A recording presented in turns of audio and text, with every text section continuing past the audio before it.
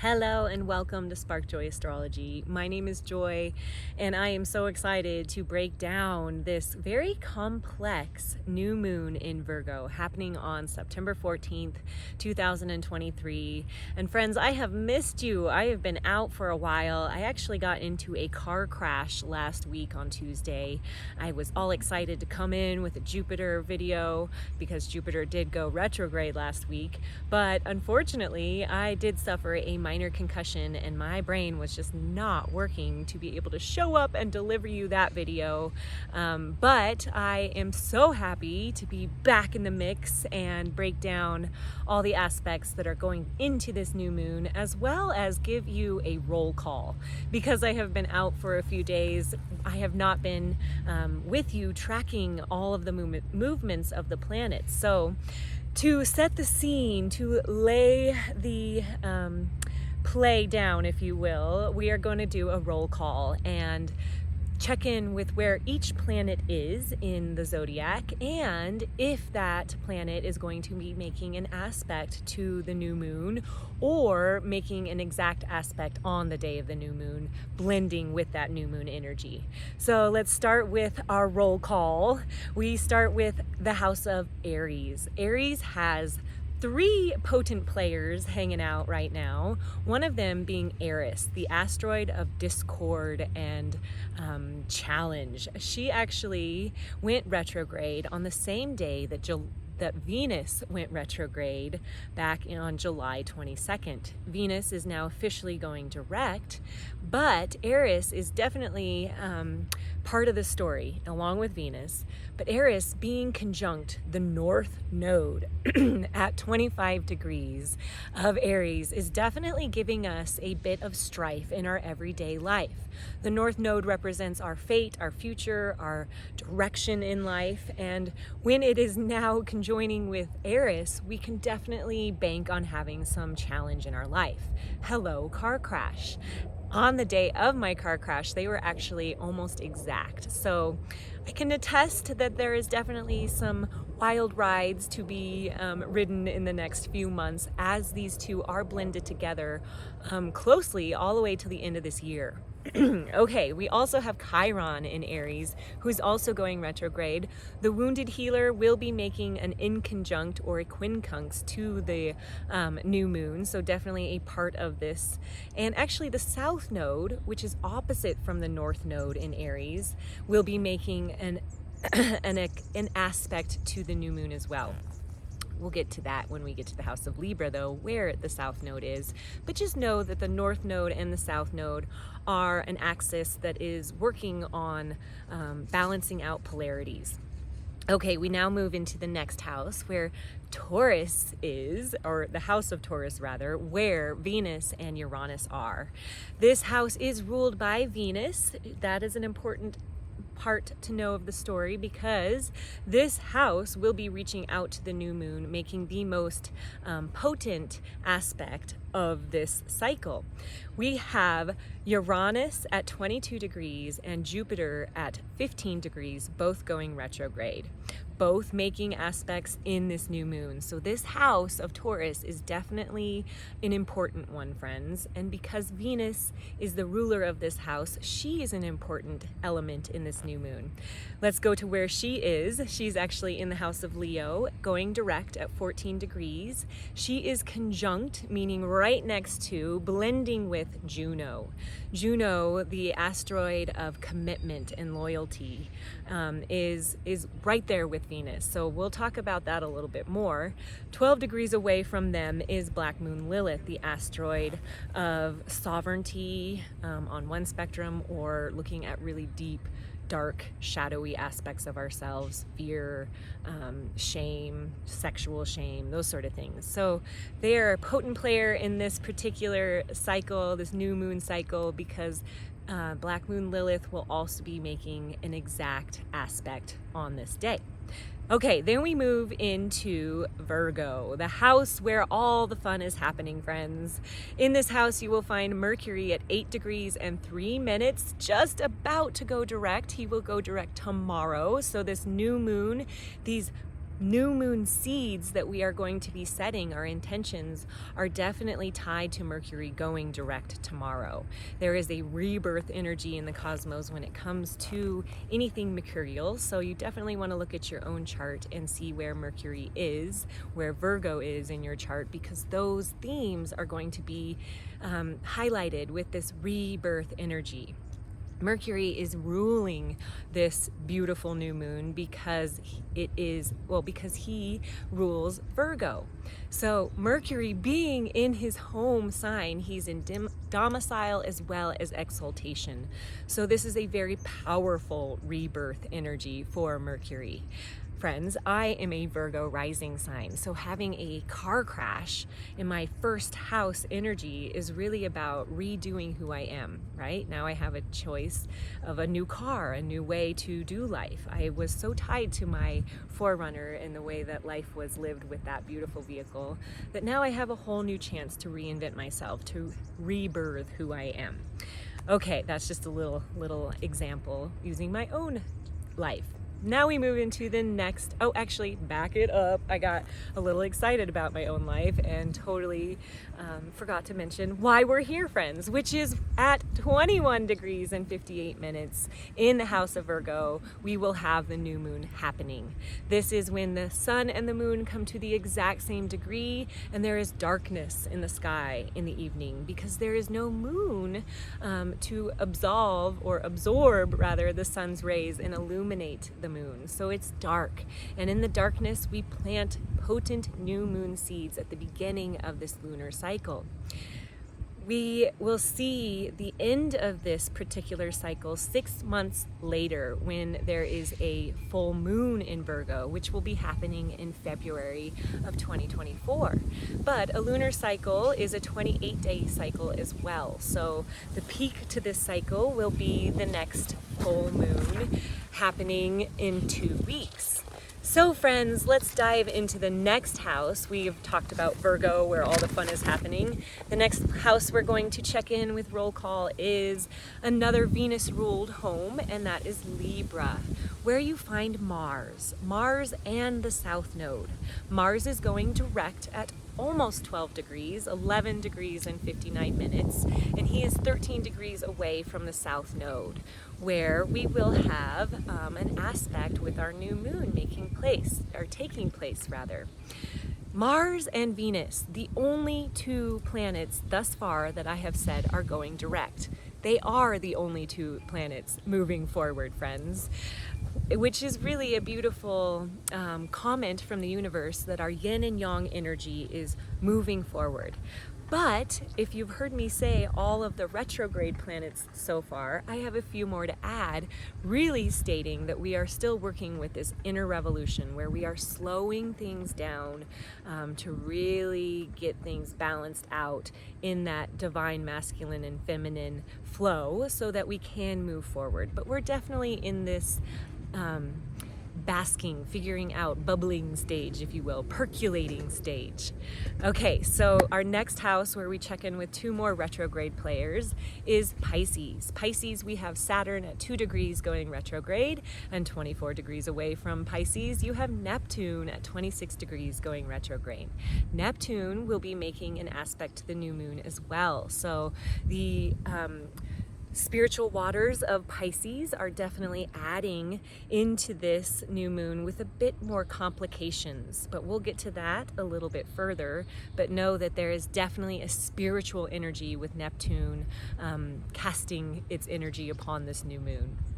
The next house that we will check in with, the last player of the zodiac, is Pluto. Pluto in Capricorn, going retrograde as well at 28 degrees. And so friends, this little retrograde party that is happening between Jupiter, Uranus, Mercury, Neptune, Saturn, Pluto, and a few more asteroids, we got Chiron and Eris, is pretty ginormous, right? Retrograde planets really have us slow down and revisit things, redo things. And very interesting factoid is it's very rare to have 6 planets going retrograde. It's actually a 0.7% chance that it happens. So it's pretty rare, and definitely something to take note of, that we are in a slow down, revise stage, friends. Okay, so moving into the aspects of the moon. We've already touched on a little bit, given you a little bit of teasers with our roll call exercise, but now let's actually dive into the new moon. So Virgo, where all of the magic is happening, we got Mercury, who is about to station direct the next day. I think it's like 18 hours after the new moon actually happens. And we also have this, so he's at 8 degrees, right? Mercury at 8 degrees. And the conjunction, the blending, the union of the sun and the moon at 21, almost 22 degrees. What is very fascinating about these two places in Virgo is they are the exact degrees in which Mercury has been traveling in this retrograde cycle. A retrograde cycle starts with a pre-shadow phase, in which the degree the planet reaches will be the degree that the planet comes back to when it retrogrades, stops at, and goes back forward.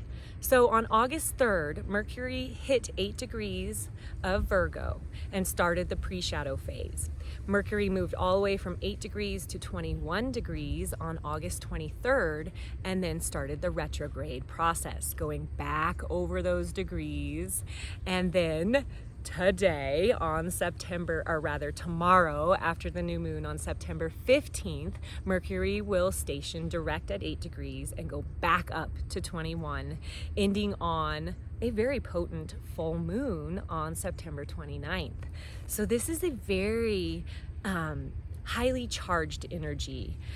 It is very much important for us to visit the Sabian symbols of these 2 degrees that are anchoring in this powerful Mercury cycle. So at 8 degrees, we have the Sabian symbol stating, let me get to the right page, friends.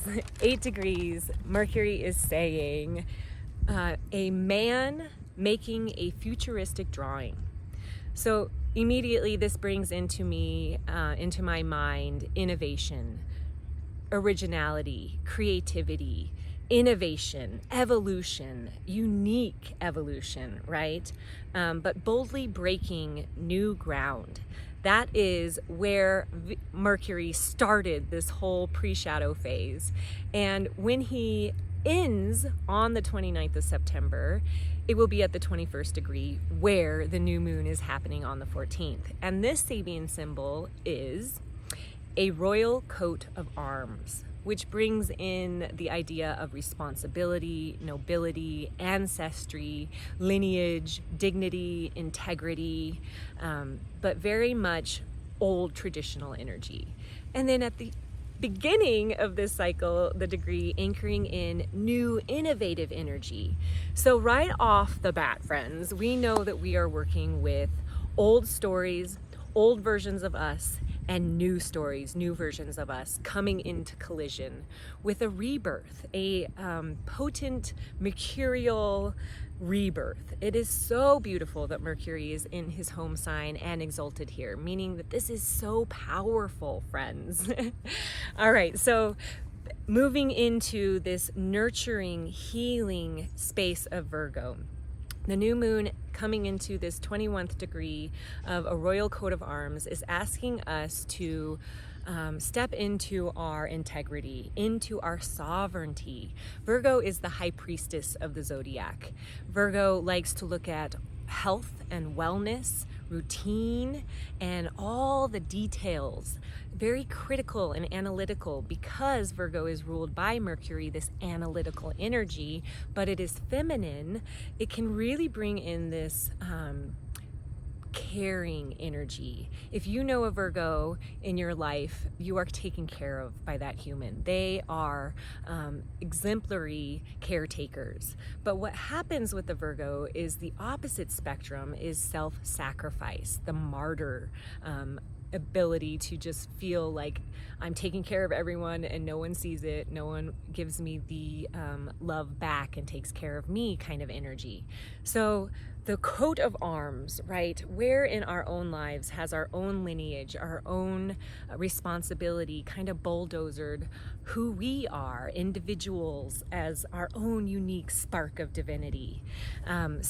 Okay, friends, that's kind of setting the scene of this range that Mercury is working with, and the beauty that our new moon is at this degree that Mercury will end his cycle at on the 29th, but the beauty that Mercury is at the degree that he started it at. So how beautiful, friends. I love these little glistening tidbits from the universe that just really speak to the beauty of how intricately designed and perfect everything is, and how intentional everything is. Okay, so I divulge a bit. We're going to dive back into the actual aspects of the day. There are 4 aspects that the new moon is making, in ranging from a 1 degree to a 5 degree orb. Obviously, the 1 degree orb aspects are going to be a bit more strong, and the 5 degree aspect is going to be a little less intense. And thank God for that, friends, because the 5 degree aspect is the more challenging one, and the 1 degree aspect is the more lovely one.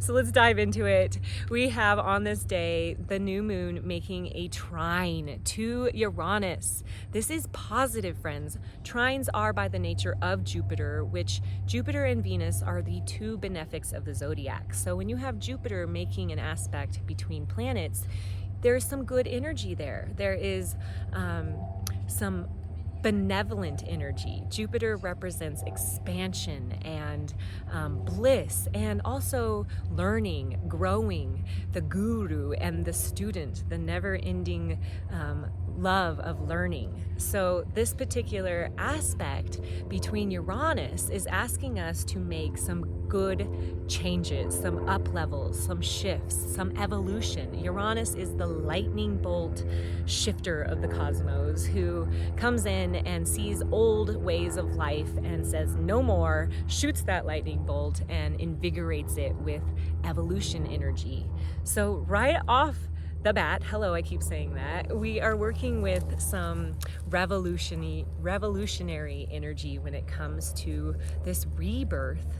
And so very exciting, bringing out our uniqueness, and we're going to touch a little bit later on when I actually break down the times of where everything happens, how the moon and the sun come into this trine with Uranus in their own time, but they are in close proximity, that they're still blended together, but we'll work through the exact details a little bit later. The other aspect, or one of the other 4 aspects that the new moon is making, is one to Chiron. This is a quincunx to Chiron. Chiron is at 18 degrees, and the new moon at 21 degrees makes this a 3 degree orb. But Chiron, our wounds, our traumas of life, quincunxing, making a minor aspect to the new moon, is urging us to look at past wounds.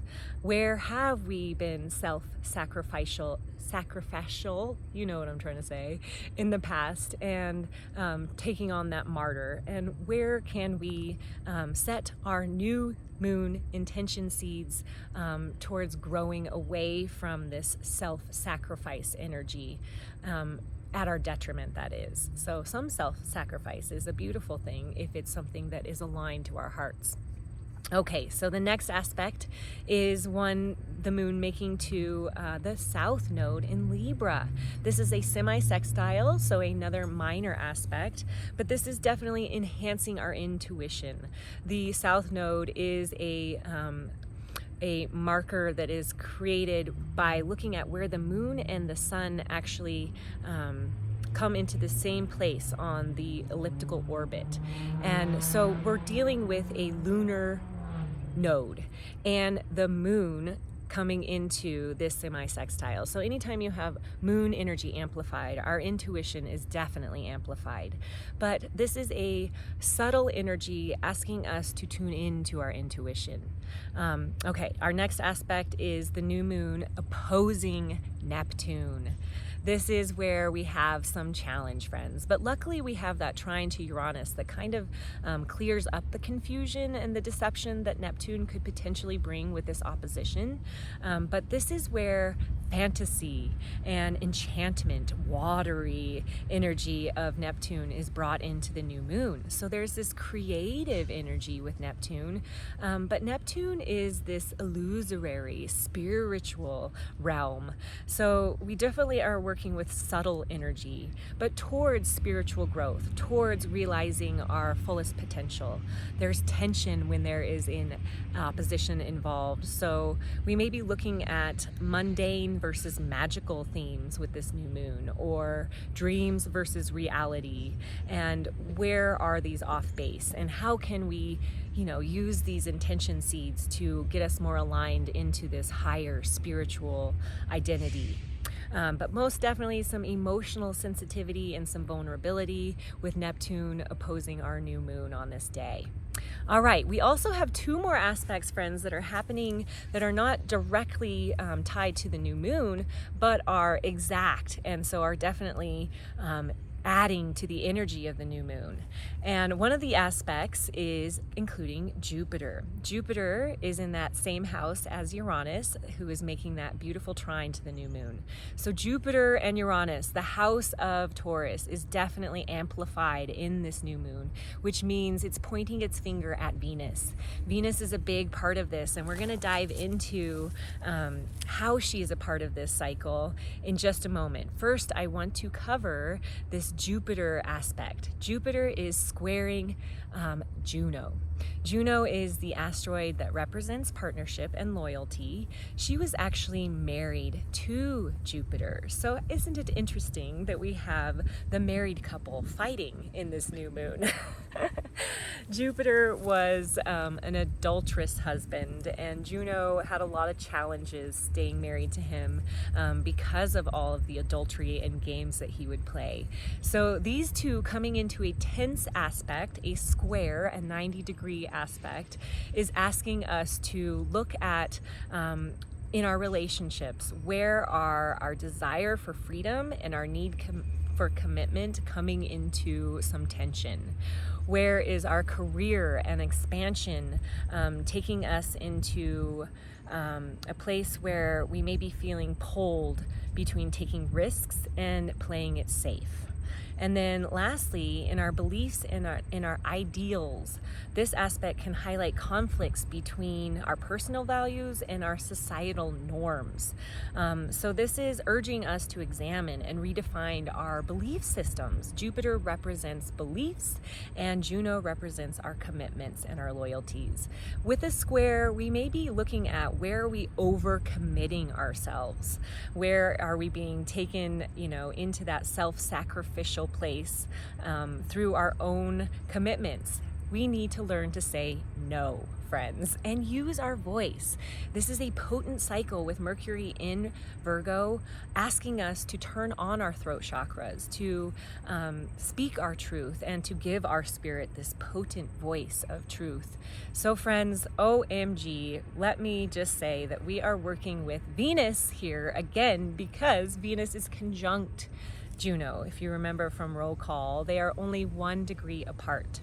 So Venus at 14 degrees is 1 degree away from Juno, who's making this square, this exact square to Jupiter. Venus by Sunday is going to move into that 15th degree spot to make that square to Jupiter. This is the 3rd time that she is going to be making the square, because she is now on her direct post-shadow movement phase after she's retrograded in Leo, and is now moving from 12 degrees all the way back up to 28. Here at 15 degrees, she makes the 3rd square to Jupiter. She did her first one on June 11th when she was going direct, and then her 3rd one when she was going retrograde on August 22nd. Now that she's going direct again on September 17th, she will make that final square. This has been challenging, friends, because these are the two benefics. If you remember, Jupiter and Venus are our two positive players of the zodiac. So when you have two players that mean well, that want to align, but are being joined by a square, you have some circumstances that make things just feel off. So although these are benefics, things just quite haven't felt right when these aspects are happening. On the first round, we had both Jupiter and Venus going direct, but there was a lot of Chiron energy on that first round, so we were looking at pain and trauma. The second round, we had Jupiter going direct, but Venus going retrograde, so there was some Venus backing off energy at that particular time. Now, Jupiter is going retrograde and Venus is going direct. So now Jupiter is the one who's like, I'm not quite ready to move on. I'm still feeling like I need to just hold still, be stubborn. I'm not revisiting anything. So there is some definite tension, friends, around what we are redoing, what we are restoring when it comes to our heart's desires and how we expand that into the world. Okay, so that was an exciting little touch on why Venus is so important to this particular cycle. Okay, also, one more little tidbit. Venus did go retrograde the day before she went direct the day before Jupiter went retrograde. So, this house that she is ruling with Jupiter in it, moving around, they are definitely volleying this energy back and forth as far as up-leveling the way we love in life. Okay, so Now, friends, we're going to dive into the actual aspects and the times that everything happens. Back it up. I'm sorry, I'm a little disheveled here, but I also wanted to bring in the last aspect that is exact, actually 1 degree orb on this day that doesn't include the new moon, but it is part of the energy, and that is Pluto at 28 degrees retrograde in Capricorn, making a quincunx, a 120 degree angle to Black Moon Lilith at 27 degrees in Leo. Black Moon Lilith was very much a huge potent player in Venus's retrograde, asking us to look at what brings us shame and guilt into our own life, especially around our sexuality, but what is standing in the way of our liberation. And with Pluto making this quincunx, Pluto represents the depths of our psyche, the deep, dark parts of ourselves. So this deep feeling is invoked with this aspect for emotional liberation, for a deep transformation. So that is adding most definitely to Venus's movement, now holding hands with Juno up through all these degrees back to meet Black Moon Lilith at the end of her cycle. Retrograde cycle, that is. Okay, so that friends is setting the scene for the aspects, but now let's get into the nitty-gritty of when these exact aspects actually happen, the times they go down. So rebirth, here we go into this nurturing, healing, expanded Jupiter and liberating energy, Uranus. At 6:27 a.m. on September 14th, the moon at 15 degrees of Virgo makes a trine to Jupiter at 15 degrees of Taurus going retrograde. So right before the new moon, we have this check-in to the house of Taurus. Hello, Venus squaring Uranus, right? We're getting ready for this expanded heart, expanded way that we show up in our lives for ourselves and for those around us through this particular aspect. And at the same time, it is squaring Juno conjunct Venus. So most definitely working to plant seeds before the new moon happens in these early realms of the day around our hearts, around what lights us up and what brings in the idea of lifelong commitment. Okay, then we move into the exact conjunction of the moon and the sun at 7:39 p.m. Yes, that's p.m. There was not another exact aspect until this time, but this is when the moon and the sun come together at 21 degrees and 59 minutes. And here at this potent degree, we are working with that royal coat of arms. Where are we visiting responsibility in our life with this moon? Nobility, our lineage. Friends, in July, I had the opportunity to go to Mexico and partake in indigenous ceremony around psilocybin. And OMG, did I connect to my lineage, my ancestors, my grandma who had passed before I was born, came to me, and we have been communing ever since. So this for me has been really potent, as Virgo is my first house, with really learning who I am, deeply who I am in, my DNA and in future or past generations rather. So this new moon is most definitely asking us to step into who we are in our wholeness, right? That is Virgo, that sovereign high priestess energy. Looking at our health, looking at our wellness, looking at how we take care of ourselves first before we take care of others. But it's a healing energy. Virgo is the healer. She is the high priestess of health. So here with this energy at 7:39 p.m. we are getting a beautiful rebirth in our health, friends. And if you can look at your own chart, look at where Virgo rules your own chart and see what themes are going to be electrified with this rebirth energy, this integral energy. Okay. The beautiful thing, friends, is that now we move into this whole trining Uranus business. At 9:37 p.m., the moon at 22 degrees makes that exact trine to Uranus, making us break old patterns, break and shift and lightning bolt into new versions of ourselves. So we start feeling the sun also at this point, but the sun doesn't actually come into that exact trine with Uranus until Friday at 7:23 p.m.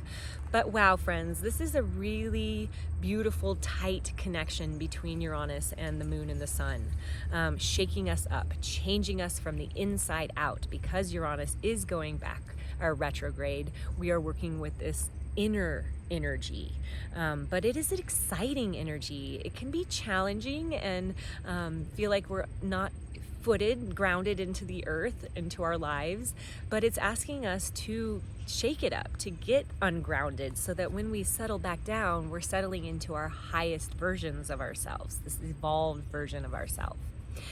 And wow, friends, once we get that shake up, then we get to have the direct motion of Mercury take place. On Friday, the 15th, after we have the moon oppose Neptune and the moon trine Pluto, and then move into Libra to join Mars in this fight for Venus, we have Mercury at 2:21 p.m. stationing direct and going forward at 8 degrees and 0 minutes of Virgo. This is us boldly breaking new ground, friends, moving off of this mark, making a futuristic drawing into our futures, making this innovative stride towards our future. It is so beautiful that the moon is now in Libra, where Mars is. So Mars is that direct planet along with Venus, and now the moon is joining the fight of Mars when it comes to fighting for things that we love. Mars is the warrior, and when he is in the house of Venus, he has to kind of orient his fight towards Venusian topics. So this love revolution that Uranus has been happening, sparking on June 11th, August 22nd, and September 17th with this wake up into your highest heart's desire energy. Oh, all right, friends, I just want to end this lovely little new moon analysis with the full moon that is happening on September 29th, because there are multiple things from this particular new moon day on the 14th that are pointing towards the 29th. The beautiful part about this full moon in Aries at 6 degrees on the 29th is that Venus will be conjunct Juno at 22 degrees, still conjunct, squaring Uranus. So friends, this beautiful love revolution is not over yet. We had the squares to Jupiter in Taurus end on Sunday, September 17th. But Venus is going to keep moving, right? And as she moves towards that 20-something degree, she's going to come into that connection point with Uranus in Taurus. So this is that shake-up energy that we're getting with the new moon, amplified at the full moon with Venus and Juno. Then the next day after that full moon, Mercury makes a trine to Uranus. So double Uranus energy, double shake-up energy, friends. On this full moon, we are most definitely being asked to balance tradition and evolution. Hello, Sabian symbols of this new moon. It is definitely a day that we may have some shocking news illuminated to us. I want to back up one last time before I end this video to August 23rd. On this day, friends, Mercury was starting his retrograde at 21 degrees, where the new moon is at on the 14th. He was almost making a trine to Uranus. But because he went retrograde, he didn't quite make it. He couldn't speak. They couldn't have that connection. Instead, Mercury went back to 8 degrees, where he's going direct on the 15th, and will come all the way back up to that 21st degree on the full moon. And at this point, friends, he will make that connection to Uranus. Well, actually the next day, but within that, potent time of that new full moon wave.